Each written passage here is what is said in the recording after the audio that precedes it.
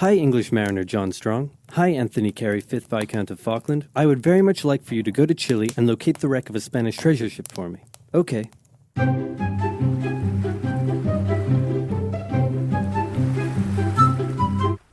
Hey, I found some islands. The English were probably not the first to discover the Falklands, but they were the first to write it down. They found it to be cold, wet, and miserable, just like home. So they established a colony in 1765, unaware that the French had also discovered the islands and done the same a year earlier. And for a while the two were unaware of each other's existence until presumably there was an awkward moment where they ran into each other.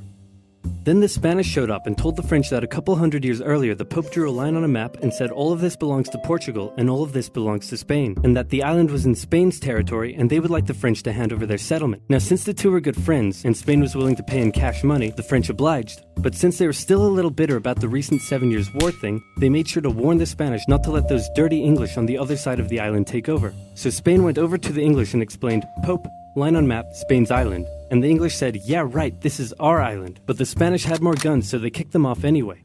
But then England threatened to go to war. So Spain went to their friends in France and said, "Hey, it looks like stuff is about to go down. You in on this?" And the French Minister of War said, "Yeah, and we'll launch a full-scale invasion of England and party like it's 1066. But then King Louis XV said, 1, you're insane, and 2, you're fired. Sorry, Spain, we're not ready for a war right now. So Spain had to give the English their settlement back, saying it's still our island, and the English said, no, it's our island. Then some colonists in North America got a bit rowdy, so the English had to leave their settlement to go focus on that, but they left behind a plaque that said this is totally still our island. So the island was in Spanish hands, but then a French guy, no, not that one, turned on the Spanish, took over most of the country, and captured King Ferdinand VII. And in response, the Spanish colonies in South America started vying for independence. So Spain had a little bit on its hands and also had to leave the islands.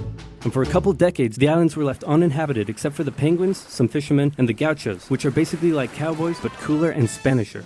A merchant from Hamburg living in the now independent United Provinces of the Rio de la Plata heard about the feral cattle roaming the Falklands and thought it would be a good way to make some money.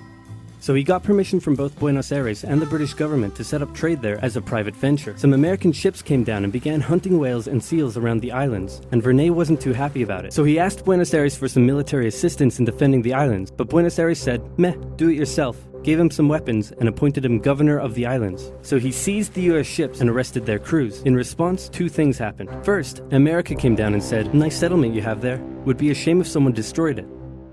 And then they destroyed it. Second, Britain heard Vernet had been appointed governor, meaning the United Provinces, actually now the Argentine Confederation, were officially claiming the islands as theirs. So Britain showed up and said, hey, didn't you see our plaque? And since they had more guns, they kicked them off the island. And the Falklands remained firmly in British hands for the next century. They officially became a crown colony in 1840. Port Stanley became the island's capital in 1845. The cattle hides from the island weren't worth much, so they imported sheep from Britain in 1851. 2 world wars came and went, and all this time the Argentinians never rescinded their claim over the islands. Now it's 1976, and after a couple civil wars, a new brutal military dictatorship sponsored by the US fight against communism has taken control in Argentina. And by 1981, this guy was in power. The economy had been struggling for a long time, and Galtieri had been unable to improve the situation. Now, if you ever find yourself the brutal military leader of a struggling South American country and you start getting into hot water, here's a bit of advice that has been tried and tested throughout the centuries. Start a war to distract everyone from their misery. Galtieri knew how popular he would be if he could finally take back Argentina's last Malvinas from the occupying British. There had been proposals to cut British military spending, and the ice patrol vessel HMS Endurance had been withdrawn from the area. So the Argentinians assumed the British may not even bother doing anything about the invasion. After easily capturing the largely uninhabited South Georgia island, 600 Argentine troops were sent to the Falklands. The small number of Royal Marines and other British forces stationed there put up a small amount of resistance, but in the end had to surrender to the larger Argentine force. Crowds in Argentina celebrated the news, but they were wrong to assume the British would do nothing, because the person in charge of the United Kingdom at the time was this lady. Thatcher was a somewhat controversial prime minister, but whether you loved her or hated her, there was no denying that she was tough. Like metal. Iron, for example. She immediately declared an exclusion zone around the islands and organized for a task force of over 100 ships to set sail for the Falklands. The United Nations expressed concern at the Argentine invasion. All South American nations apart from Chile backed Argentina. And since the United States had propped up the Argentine dictatorship, Reagan went to Thatcher and said, could you maybe just let them have the islands? And Thatcher said no. Okay, here, have some weapons. Fighting a war over 8,000 miles from home was a logistical challenge for the British. They requisitioned civilian cruise ships and containers, and they used British-owned Ascension Island as a forward base. By the time they arrived at the Falklands in May, the Argentine forces had had time to entrench themselves. The first task for the British was to gain control of the seas, which they did easily. On the 2nd of May, a British submarine sank an Argentine cruiser. The sinking was controversial, as it occurred outside the British exclusion zone. It was also the largest loss of life in a single incident during the war. And in response, the Argentine Navy withdrew from the islands.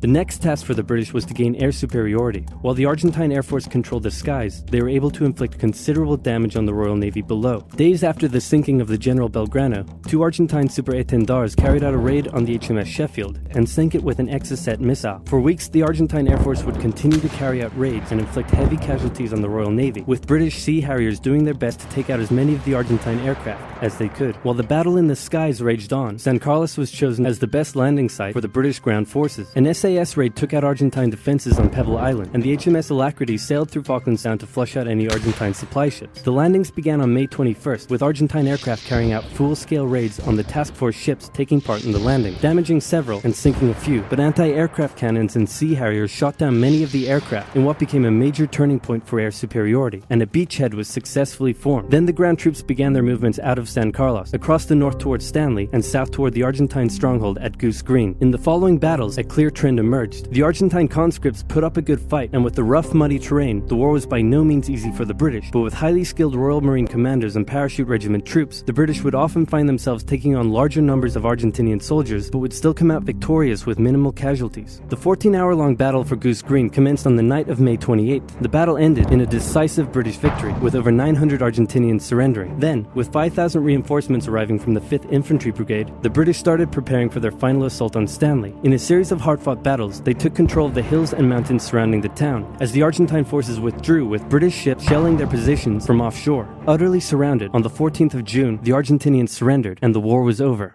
The 2-month-long war claimed hundreds of lives and left the islands strewn with minefields that still pose a problem to this day. Argentina still claims the islands, but in 2013 a referendum was held, and the islanders voted 99.8% in favor of remaining British. Plus, oil was just found near the islands, so the British probably aren't going to give them up anytime soon.